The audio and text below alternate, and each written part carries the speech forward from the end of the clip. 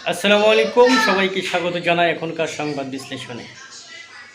শেষ পর্যন্ত জুলাই বিপ্লবের যোদ্ধাদেরই বিজয় অর্জিত হয়েছে।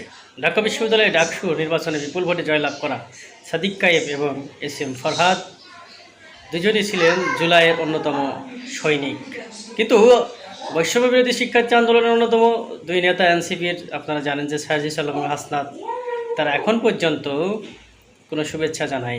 বিষয়টা সত্যি দুঃখজনক, তবে দুঃখজনক হলেও এটা মেনে নিয়েছে তারা, কারণ বিজয়ের মুকুট এখন সাদিক কায়েব এবং এস.এম ফরহাদের কাছে। অপরদিকে আমরা দেখতে পাচ্ছি যে জগন্নাথ বিশ্ববিদ্যালয় এবং জাহাঙ্গীরনগর বিশ্ববিদ্যালয়ে চলছে নির্বাচনের প্রস্তুতি। ইতিমধ্যে জাহাঙ্গীরনগর বিশ্ববিদ্যালয়ের ভোট কেন্দ্র দখলের পায়তারা করেছে ছাত্র দলের সমর্থিত বিভিন্ন রাজনৈতিক অঙ্গ সংগঠনের নেতৃবৃন্দ। এ নিয়ে আমরা দেখেছি সংবাদ প্রচার হতে।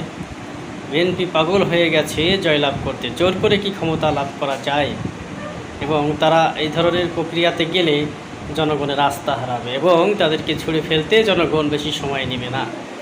জনাব তারেক রহমান তিনি বলেছেন যে জনগণের পালস বুঝে চলতে হবে, বিশৃঙ্খলা করলে রাজনীতি থেকে সরে দাঁড়ানোরও তিনি নির্দেশ দিয়েছেন। আমাদের এত কর্মীর দরকার নাই।